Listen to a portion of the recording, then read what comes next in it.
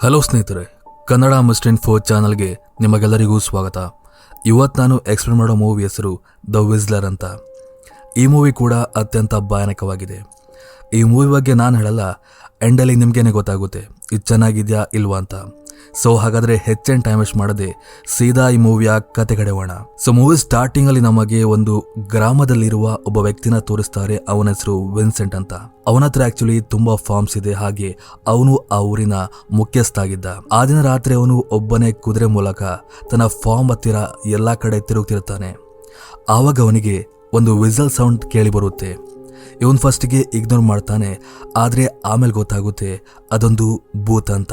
ಇವನು ಅದನ್ನ ಹುಡುಕ್ತಾ ಹಿಂಬಾಲಿಸ್ತಾ ಹೋಗ್ತಾನೆ. ಆದ್ರೆ ಆ ವಿಸ್ಲರ್ ಭೂತ ಇದ್ದಕ್ಕಿದ್ದಾಗೆ ಅವನ ಮೇಲೆ ಅಟ್ಯಾಕ್ ಮಾಡಿ ಅವನು ಆ ಸ್ಪಾಟ್ ಅಲ್ಲಿ ಬಹಳ ಭೀಕರವಾಗಿ ಹತ್ಯೆ ಆಗ್ತಾನೆ. ಸೀನ್ ಚೇಂಜ್ ಆದಾಗ ನಮಗೆ ಅದೇ ಊರಿಗೆ ಕಾರ್ ಮೂಲಕ ಬರ್ತಿರುವ ಒಬ್ಬ ಕಪಲ್ನ ತೋರಿಸ್ತಾರೆ. ಅವರ ಹೆಸರು ಸೆಬಾಸ್ಟಿನ್ ಹಾಗೆ ನಿಕ್ಕಿ ಅಂತ. ಇಲ್ಲಿ ಸೆಬಾಸ್ಟಿನ್ ಬೇರೆ ಯಾರು ಅಲ್ಲ, ಮೂವಿ ಸ್ಟಾರ್ಟಿಂಗ್ ಅಲ್ಲಿ ಸತ್ತೋದ್ನಲ್ಲ ವಿನ್ಸೆಂಟ್ ಅವನ ಮಗ. ವಿನ್ಸೆಂಟ್ ನ ಅಂತಿಮ ಕಾರ್ಯಕ್ಕೋಸ್ಕರನೇ ಅವನು ಸಿಟಿಯಿಂದ ಅವನ ಊರಿಗೆ ಬರ್ತಿರ್ತಾನೆ.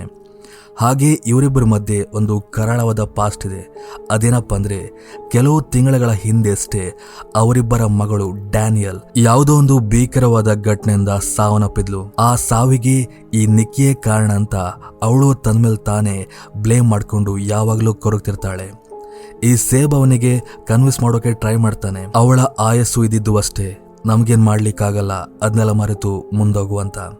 ಎನಿವೆ ಅದಾದ ನಂತರ ಅವರು ಮನೆಗೆ ಹೋಗ್ತಾರೆ. ಅಲ್ಲಿ ಸೆಬಾಸ್ಟಿನ್ ನ ಅಮ್ಮನ ಪರಿಚಯ ಆಗುತ್ತೆ. ಅವಳ ಹೆಸರು ಇಸಬೆಲ್ಲಾ ಅಂತ. ಇಸಬೆಲ್ಲಾಗೆ ಈ ನಿಕ್ಕಿ ಕಂಡ್ರೆ ಇಷ್ಟ ಇಲ್ಲ. ಯಾಕಂದ್ರೆ ಈ ಸೇಬ್ ಸಿಟಿಗೆ ಹೋಗಿ ಅಲ್ಲಿ ಸೆಟ್ಲ್ ಆಗ್ಲಿಕ್ಕೆ ಕಾರಣ ಈ ನಿಕ್ಕಿ ಅಂತ ಅವಳಿಗೆ ಗೊತ್ತಿತ್ತು. ಈ ಇಸಬೆಲ್ಲಾಗೆ ತನ್ನ ಮಗ ಊರಲ್ಲೇ ಇದ್ದು ಈ ಜಮೀನು ಫಾರ್ಮ್ ಎಲ್ಲ ನೋಡ್ಕೊಂಡಿರ್ಬೇಕಂತ ತುಂಬಾ ಆಸೆ ಇತ್ತು. ಆದ್ರೆ ನಿಕ್ಕಿನ ಮದುವೆ ಆದ ನಂತರ ಅವನು ಅಲ್ಲೇ ಸೆಟ್ಲ್ ಆಗಿದ್ದ ಕಾರಣ ಈ ಇಸಬೆಲ್ಲಾಗೆ ಅವಳನ್ನ ಕಂಡ್ರೆ ಆಗ್ತಿರ್ಲಿಲ್ಲ. ಎನಿವೆ ಅದಾದ ನಂತರ ಎಲ್ಲರೂ ವಿನ್ಸೆಂಟ್ ನ ಶವನ ತಗೊಂಡು ಮೆರವಣಿಗೆ ಮೂಲಕ ಸ್ಮಶಾನದ ಕಡೆ ಹೋಗ್ತಿರ್ತಾರೆ. ಆವಾಗಲೇ ನಿಕ್ಕಿಗೆ ಒಬ್ಬ ಮಾನಸಿಕ ಹುಡುಗಿ ತೋರಿ ಬರ್ತಾಳೆ.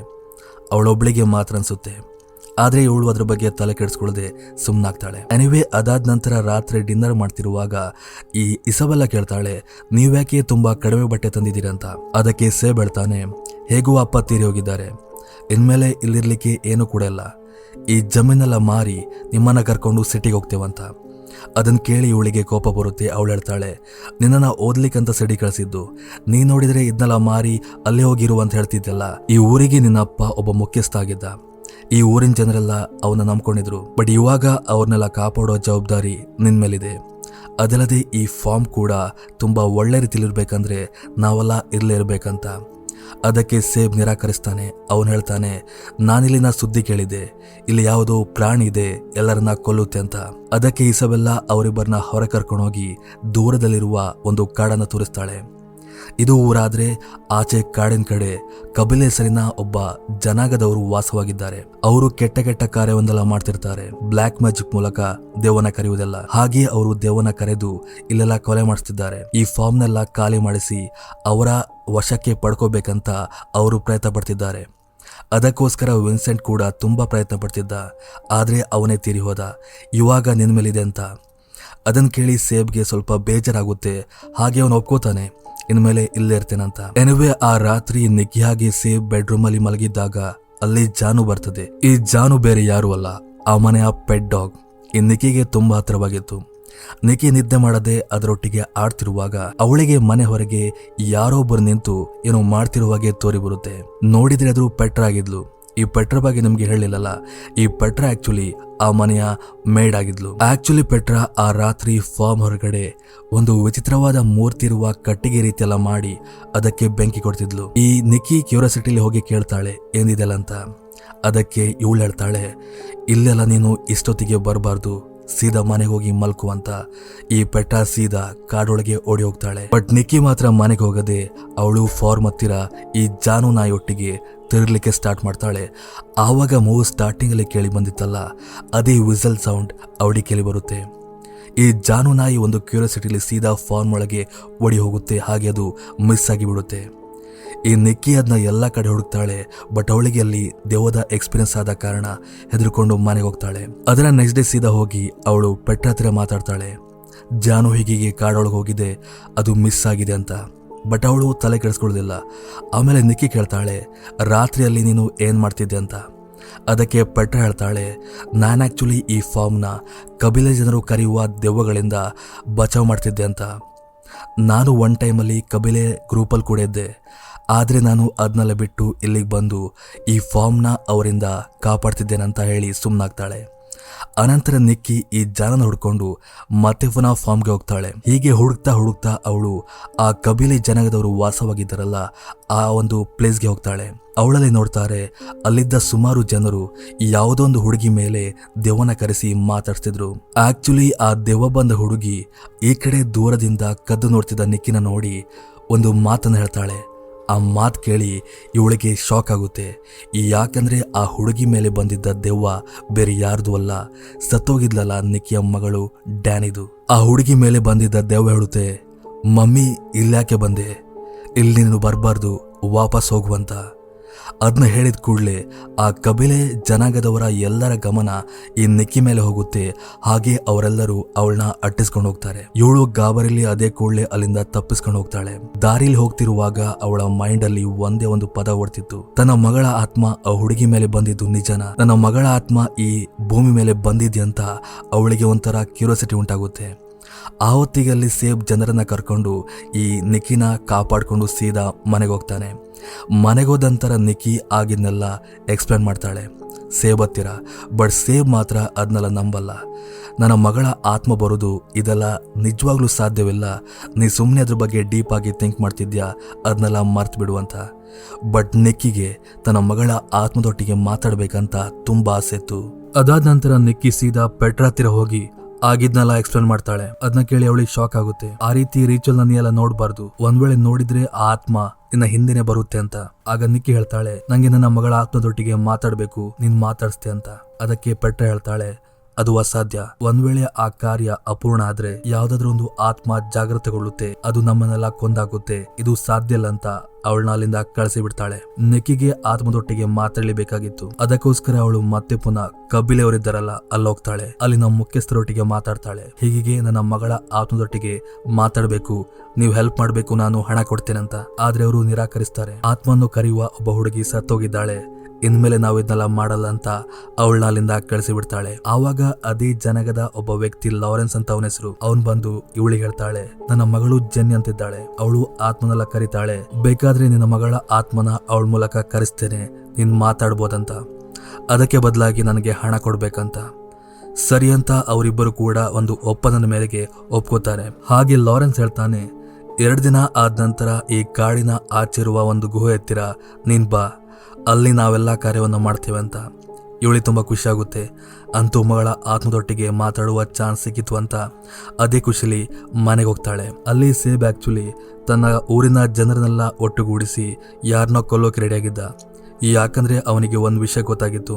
ಅದೇನಪ್ಪ ಅಂದರೆ ತನ್ನ ಅಪ್ಪನ ಸಾವಿಗೆ ಯಾವುದೇ ಪ್ರಾಣಿಯಾಗಲಿ ಭೂತಾಗಲಿ ಕಾರಣ ಅಲ್ಲ, ಆ ಕಬಿಲೆ ಜನಾಂಗದವರೇ ಅವ್ರನ್ನ ಕೊಂದಿದ್ದಾರೆ, ಹೇಗಾದರೂ ಮಾಡಿ ಅವ್ರನ್ನ ಕೊಲ್ಲಬೇಕು ಅಂತ ಅವನ್ನೆಲ್ಲ ಪ್ರಿಪೇರ್ ಆಗ್ತಿರ್ತಾನೆ.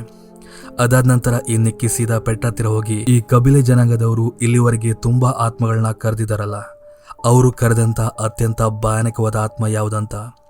ಆವಾಗ ಪೆಟ್ರಾ ಒಂದು ಕಥೆ ಹೇಳ್ತಾಳೆ. ಸುಮಾರು 100 ವರ್ಷಗಳ ಹಿಂದೆ ಒಬ್ಬ ವ್ಯಕ್ತಿ ಇದ್ದ. ಅವನು ತುಂಬಾ ಸೋಮಾರಿ ಹಾಗೆ ಹಠವಾದಿಯಾಗಿದ್ದ. ಅವನಿಗೆ ಮನುಷ್ಯರನ್ನ ಕೊಂದು ಚಿತ್ರಹಿಂಸೆ ಕೊಡೋದಂದ್ರೆ ತುಂಬಾ ಇಷ್ಟ. ಸೊ ಹೀಗಾಗಿ ಅದು ಅವನ ಅಪ್ಪನಿಗೆ ಗೊತ್ತಾಗಿ ಅವನ ಅಪ್ಪ ಅದನ್ನ ತಡೆಲಿಕ್ಕೆ ಮುಂದಾಗ್ತಾರೆ. ಆವಾಗ ಅವನು ತನ್ನ ಸ್ವಂತ ಅಪ್ಪನನ್ನೇ ಕೊಂದು ಬಿಡ್ತಾನೆ. ಆ ವಿಷಯ ಊರವರಿಗೆಲ್ಲ ಗೊತ್ತಾಗಿ ಅವನ್ನ ಕೂಡ ಕೊಂದು ಬಿಡ್ತಾರೆ. ಆದರೆ ಸಾಯುವಾಗ ಆ ವ್ಯಕ್ತಿ ನಗ್ತಿದ್ದ, ವಿಸಿಲ್ ಹಾಕ್ತಾ ಸಾಯ್ತಿದ್ದ. ಅವನು ವಿಸಿಲ್ ಹಾಕ್ತಾ ಸಾಯ್ತಿದ್ದ ಕಾರಣ ಈ ಕಬಿಲೆ ಜನಾಂಗದವರು ಅವನಿಗೆ ವಿಸ್ಲರ್ ಬೂತ್ ಅಂತ ಹೆಸರಿಡ್ತಾರೆ. ಈ ಕಬಿಲೆ ಜನಾಂಗದವರು ಇಲ್ಲಿವರೆಗೆ ಆತ್ಮಗಳನ್ನ ಕರೆಯುವುದರಲ್ಲಿ ಯಶಸ್ವಿಯಾಗಿದ್ದಾರೆ.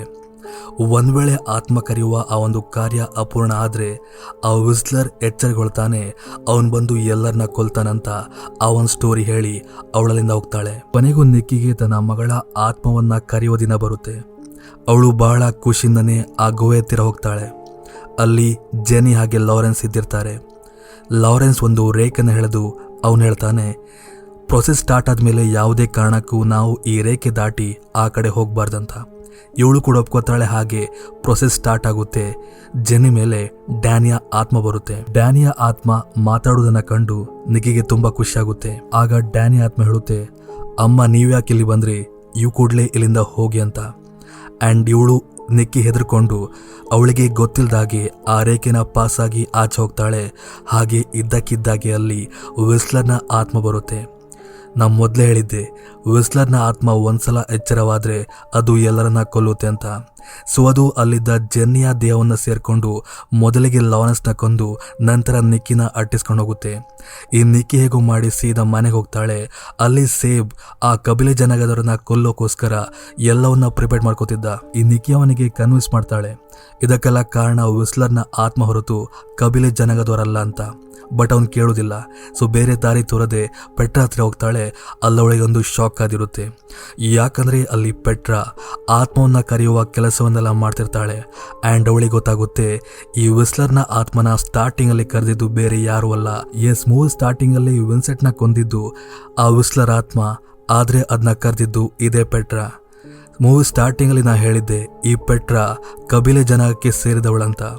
ಅವಳಲ್ಲಿಂದ ಬಂದು ಇಲ್ಲಿದ್ರೂ ಕೂಡ ಅವ್ರ ಮೇಲಿನ ಪ್ರೀತಿ ಇವಳಿಗೆ ಇನ್ನೂ ಕೂಡ ಇತ್ತು. ವಿನ್ಸೆಂಟ್ಗೆ ಇವಳು ಕನ್ವಿನ್ಸ್ ಮಾಡ್ತಾನಿದ್ಲು ಇದಕ್ಕೆಲ್ಲ ಕಾರಣ ವಿಸ್ಲರ್ನ ಆತ್ಮ ಹೊರತು ಆ ಜನಾಂಗದವರು ಅಲ್ಲ ಅಂತ. ಸೊ ಬೇರೆ ದಾರಿ ತೋರದೆ ನಾನೇ ಆತ್ಮನ ಕರೆದು ವಿನ್ಸೆಂಟ್ನ ಕೊಂದೆ ಅಂತ. ಆವಾಗ ನಿಕ್ಕಿ ಆಗಿದ್ನೆಲ್ಲ ಹೇಳ್ತಾಳೆ. ಜೆನ್ನಿಯ ದೇಹದ ಮೇಲೆ ವಿಸ್ಲರ್ನ ಆತ್ಮ ಬಂದಿದೆ, ಅವಳನ್ನ ಕಾಪಾಡಬೇಕು ಅಂತ. ಅದಕ್ಕೆ ಪೆಟ್ರಾ ಹೇಳ್ತಾಳೆ ಅವಳನ್ನ ಕೊಲ್ಲಬೇಕೆ ಹೊರತು ಅದರಿಂದ ಬೇರೆ ದಾರಿ ಇಲ್ಲ ಅಂತ. ಆದರೆ ನಿಕ್ಕಿ ಅದಕ್ಕೆ ಒಪ್ಪೋದಿಲ್ಲ. ಒಂದ್ಸಲ ನನ್ನ ಮಗಳನ್ನ ಕಳ್ಕೊಂಡಾಗಿದೆ, ಬೇರೆಯವ್ರ ಮಗಳನ್ನ ಕೊಲ್ಲೋಕ್ಕೆ ನಂಗೆ ಇಷ್ಟ ಇಲ್ಲ ಅಂತ ಅವಳು ಹೇಳ್ತಾಳೆ. ಹಾಗೆ ಅವರೆಲ್ಲ ಸೇರ್ಕೊಂಡು ಒಂದು ಪ್ಲ್ಯಾನ್ ಮಾಡ್ತಾರೆ. ಈ ಕಡೆ ಸೇಬ್ ಆಗಿ ಊರಿನವರು ಕಬಿಲೆ ಜನಾಂಗದವರ ಮೇಲೆ ಹಲ್ಲೆ ಮಾಡ್ಲಿಕ್ಕೆ ಹೋದಾಗ ಅಲ್ಲಿ ವಿಸ್ಲರ್ನ ಆತ್ಮ ಬಂದು ಎಲ್ಲರನ್ನ ಕೊಂದಾಕುತ್ತೆ. ನಂತರ ನಿಕ್ಕಿ ಸೀದಾ ಇಸಬೆಲ್ ಹತ್ರ ಹೋಗ್ತಾಳೆ, ಅವಳನ್ನ ಕಾಪಾಡಿ ಅಲ್ಲಿಂದ ಕರ್ಕೊಂಡು ಹೋಗುವಂತ. ಆದರೆ ಲೇಟಾಗಿ ಹೋಗಿತ್ತು. ಅಲ್ಲಿ ವಿಸ್ಲರ್ನ ಆತ್ಮ ಬಂದು ಮೊದಲು ಇಸಬೆಲ್ನ ಕೊಂದು ನಂತರ ಇನ್ನೇನು ನಿಕ್ಕಿನ ಕೊಲ್ಲಬೇಕು. ಅವರೆಲ್ಲ ಪ್ಲ್ಯಾನ್ ಮಾಡಿ ಅವಳ ಆತ್ಮನ ಒಂದು ಕೇಜ್ ಒಳಗೆ ಬಂದಿ ಮಾಡ್ತಾರೆ. ಹಾಗೆ ಇಲ್ಲಿ ಸೇಬಾಗಿ ಎಲ್ಲ ಕೂಡ ಬಂದು ಜನನ ಕೊಲ್ಲಿ ಅಂತ ಹೇಳ್ತಾರೆ. ಬಟ್ ನಿಕ್ಕಿ ಅದಕ್ಕೆ ಒಪ್ಪೋದಿಲ್ಲ. ಹೇಗಾದರೂ ಮಾಡಿ ಅವಳೊಳಗಿದ್ದ ವಿಸ್ಲರ್ ಆತ್ಮನ ನನ್ನೊಳಗೆ ಕರೆಸುವಂತ ಪೆಟ್ರಾ ಹತ್ರ ಹೇಳ್ತಾಳೆ. ಸರಿ ಅಂತ ಪೆಟ್ರಾ ಕೂಡ ಆ ಒಂದು ಕಾರ್ಯನ ಮಾಡಿ ಕೊನೆಗೂ ಜೆನ್ನಿ ದೇಹದೊಳಗಿದ್ದ ವಿಸ್ಲರ್ನ ಆತ್ಮ ನಿಕ್ಕಿ ದೇಹದೊಳಗೆ ಹೋಗುತ್ತೆ. ಆ್ಯಂಡ್ ನಿಕ್ಕಿ ತನ್ನಂತಾನು ಕೊಂದು ಆ ಆತ್ಮ ಪರ್ಮನೆಂಟ್ ಆಗಿ ನಾಶ ಆಗುವಂತೆ ಮಾಡ್ತಾಳೆ. ಹಾಗೆ ಅಲ್ಲಿಗೆ ಆ ಮೂವಿ ಕೂಡ ಎಂಡ್ ಆಗುತ್ತೆ. ಸೊ ಇದಿಷ್ಟು ಇವತ್ತಿನ ಕತೆ. ಮತ್ತೊಂದು ಕಥೆಯೊಟ್ಟಿಗೆ ಮತ್ತೆ ಸಿಗ್ತೀನಿ. ಅಲ್ಲಿವರೆಗೂ ಥ್ಯಾಂಕ್ ಯು ಫಾರ್ ವಾಚಿಂಗ್.